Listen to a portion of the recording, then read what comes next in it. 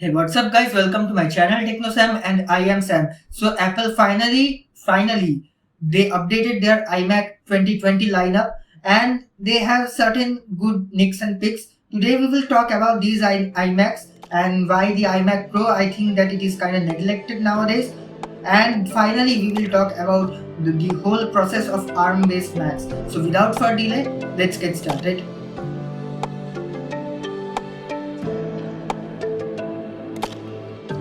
So as I have told you in the intro that finally the 2020 iMac lineup is now updated. The main star of the show is a 27-inch iMac. It is getting all these special treatments like it is getting the 8 TB SSD which the MacBook Pro 16-inch got. It is also getting the technology of nano texture which first Apple Pro Display XDR got. All these heavy nicks and picks are got by the 27-inch iMac, but I think that 21.5-inch iMac is kind of neglected, and you can technically buy the HDD model of the iMac till now, but at least you don't have to pay extra to get 256 GB of SSD instead of 1 TB of HDD. So that's a win-win situation. Either you go for the faster drives with smaller space, or you can go with more space but slower drives. That's a win-win situation. Also, another important thing is that the 27-inch iMac is actually getting all the spec refresh, all the major nicks and picks and all, but the 27-inch iMac Pro, the main iMac Pro which actually many of the Pro users use,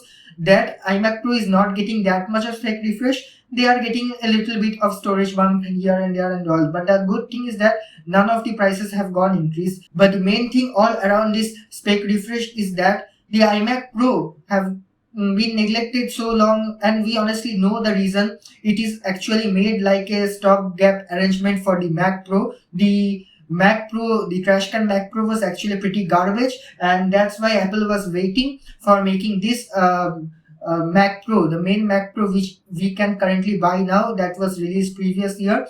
So that was a whole mean segment of iMac Pro which is actually made as a stopgap for the prosumers who actually can't wait for the iMac Pro and who actually can't use the trash can Mac Pro. So to fill that gap, the iMac Pro was actually launched. Now the Mac Pro is actually released. The iMac Pro is getting kind of neglected. This is the whole story about the iMac Pro. But the important thing is the ARM-based MacBooks are coming, and the ARM-based Macs are also coming this year.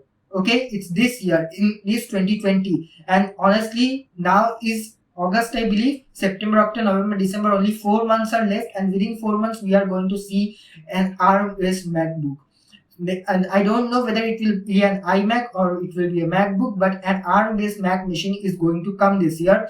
So that's the main attention-seeking story. We have seen all this whole redesign of the iMac in future concepts and render videos that iMac is getting some kind of refresh, some kind of design overhaul, or some kind of thing. May it look like the iPad Pros, the latest 120 iPad Pros, but nothing has changed. Nothing has changed yet. All the outer configurations, means externally the look of all the machines are same. So that's obviously not the thing we were waiting for, but this update is specifically important for many people. Many people are going to buy this new 27-inch iMac. And another important thing is that this high-end 27-inch iMac is now going to outperform the base variant of iMac Pro. So that's definitely a good thing. You are getting better performance for a much lower price point. So that's actually a good thing. Also, another important thing is that this iMac or MacBook, whichever thing is going to launch with the first ARM-based chipset, so that will be the actual attention seeker for many people. That will get many of the advantages that none of the Macs actually got. And I won't be actually surprised, especially considering that Apple is actually improving themselves pretty fast with the chipset game. TSMC is actually working very hard to make these chipsets more powerful than ever, and I won't be actually surprised if the ARM-based MacBook can actually easily beat the RTX 2080 Max-Q. I won't be surprised for that. But actually the main thing is that these ARM-based chipsets actually create a lot more hype and a lot more what do I say, the functionality to the Mac-based lineup. We know that Mac lineups, MacBooks, especially MacBooks, what are they? They are got a thin laptop, good battery life, good screen, and they run a little bit hot. That's the whole story of MacBook. Whenever Apple comes with a new MacBook, these things are kind of already forgiving kind of thing, that these Macs will run a little hot. But these ARM MacBooks will not run hot, and they can be able to play games at pretty high frame rates, and that's the whole story of it. iMacs and Macs which are getting ARM based Macs will be able to run iPad and iOS apps unmodified in the Mac platform, and also the graphics and the other pro apps like Maya, Photoshop, Premiere Pro, After Effects, 3ds Max. All these softwares will actually run pretty smooth with high frame rates on these Macs, because it will be much more powerful than the current generation trash Intel MacBooks. They are not trash, they are still usable, but some of the levels we can see that the pro market is actually complaining. I won't say trash, but yeah, you can understand the whole story. But another important thing is that these MacBooks and iMacs which are getting ARM based chipsets are actually expected to be lower in price point, because Apple have not or do not at all need to pay Intel for using their chipsets. That's actually expected, that these iMacs and MacBooks will actually be much lower in price point because of this reason. It's the thing which is expected, but again, Apple, they are not good at predicting things nowadays. So it may happen that Apple end up charging more money, but it is expected that the price will actually go down, and I am pretty going towards that expectation, because Apple chipsets are actually they are quite cheaper than the Intel counterparts. We have seen the iPad Pro, it has way more superior CPUs than Intel processors, but they are actually very less in price point. So that's actually a thing. And also the DTK developer transition kit, which was actually launched in this WWDC, that have 812Z Bionic and is in the form of a Mac Mini. So that was actually priced at $500.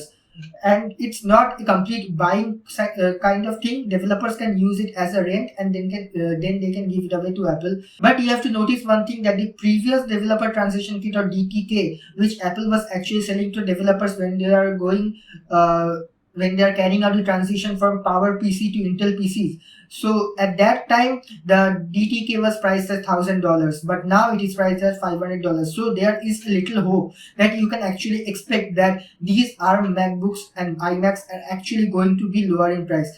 It may happen that Apple gives them some extra features, give them some extra benefits, or maybe gimmicks, because Apple gave the MacBook Pro Touch Bar as a gimmick. It's not actually important, but they did it in order to increase the price point. It can happen with ARM MacBooks and iMacs, but if conditions remain the same, they are gonna be lower in price point. That's my opinion, and that's opinion of many other YouTubers out there. And also one important thing is that these iMacs and MacBooks can be able to play games pretty faster than any of the MacBooks today, because these MacBooks will be having the same processors, at least the same architecture of processors that iPads and iPhones are getting. They are way more superior in gaming than any other MacBook out there in the market right now. So these Macs will be available for gaming, and also now iOS and iPad in apps and games are in this WWDC. Apple is now actually giving a lot more superiority to them in comparison to mouse and controller gaming. And also the keyboard, which you don't know, I guess. Now iPad with iOS 14 is now getting ready for keyboard games. That means previously, I think you may not know that the D-pad in the iPad and the iPad Pros and the iPad Air can't be used for actual playing. You have to take out the iPad and then play games, but now you can play game via the keyboard and mouse. So that's actually very important thing that we are seeing from Apple. Apple is actually now giving a pretty solid opinion, or a pretty solid attention to the gaming industry. I think they are going to capture the market right now, but obviously we need to understand that it's not only the hardware side of things, it's also software side of things. It may happen that the highest AAA gaming manufacturers don't optimize at all their game for MacBooks, so that can happen. But things are, I am thinking that things are going to be positive. So that's how I hope this video will actually help you. But the main important thing is that these MacBooks are going to come this year. So that's the most attention seeking portion of today's iMac refresh, or the iMac Pro refresh, or any other MacBook refresh that happened recently, because nobody who have actually interest on this tech world are not going to buy this iMacs or MacBook. So it may happen that Apple have a bad sales or bad market, or they can't make much more profit than these MacBooks and iMacs as they expected. But that's kind of okay, because I know that whenever the ARM Macs are going to come, people are going to dive on it and they are going to buy it. So that's actually a pretty positive thinking by me. So let's see what happens, and I think you have enjoyed this video a lot. I know I have talked pretty fast in this video because I myself is very hyped about this news which happened recently. So I hope you guys will actually get my point pretty easily. So let's see what happens, and if you like this video, don't forget to give a thumbs up and click the subscribe button so that you remain notified whenever I upload a new video. So that's it guys, and I hope to see you in my next video. Take care guys.